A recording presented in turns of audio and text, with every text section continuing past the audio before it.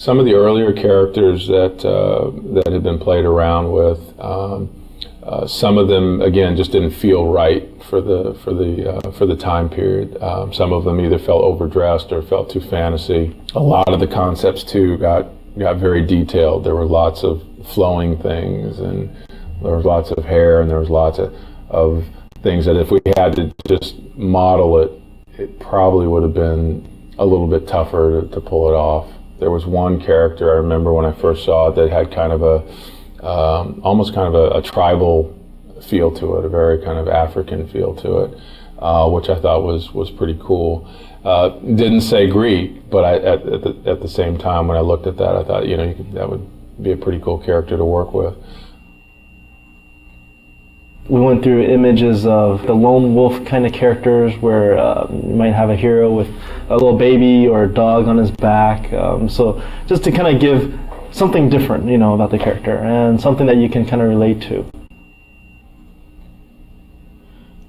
One of the original concepts behind the hero for God of War was to come up with a guy who was, his whole face was encased in a mask, and we thought that going with a mask would be you know, being able to paint his face in broader strokes so that when you were playing the game, he still had a lot of personality and you could still sort of read that when you saw the mask. But when we actually got it in the game, it ended up feeling very soulless, and it didn't feel like the guy had a personality.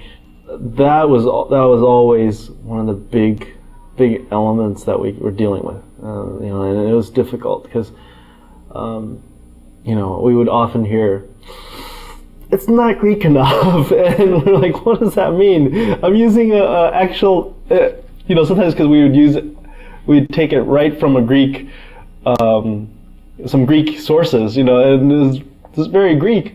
But I think what we really started seeing was, okay, no, it's not Greek enough according to what the general public knows, and that's kind of what we had to go towards. These are again.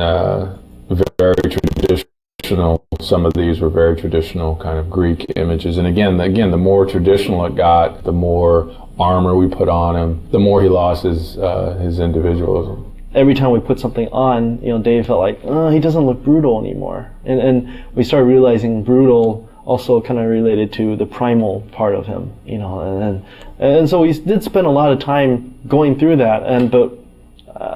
In the end, we ended up still taking his clothes off, and that's what we went with. So, when I first saw this from Charlie, it was the first time that I really saw the brutal nature and the violent nature and the sort of the animalistic quality that would really become the foundation for Kratos. And I think starting to see these images was just like sort of confirmation that this idea could really work. And instead of giving him a traditional sword, going with these sort of chain blades was going to be much more dynamic and fluid and really fun to play with. The main goal for the character in the game was always to create someone that looked really brutal and really nasty and really violent. Instead of sort of going down the traditional route of a iconic Greek hero with the plume helmet and the skirt and the toga and the sandals, we wanted someone who really made the player feel like he was being able to unleash his dark side. So the idea was always, how can we make him look more brutal? How can we make him look more violent and impulsive and nasty? And that desire always superseded sort of historical accuracy. So while you look at this guy and he may not totally feel at home in ancient Greece from a costume standpoint, I think he achieves the greater purpose, which is to give players a character that they can play who really does let them just go nuts and unleash the nasty fantasies they have in their head.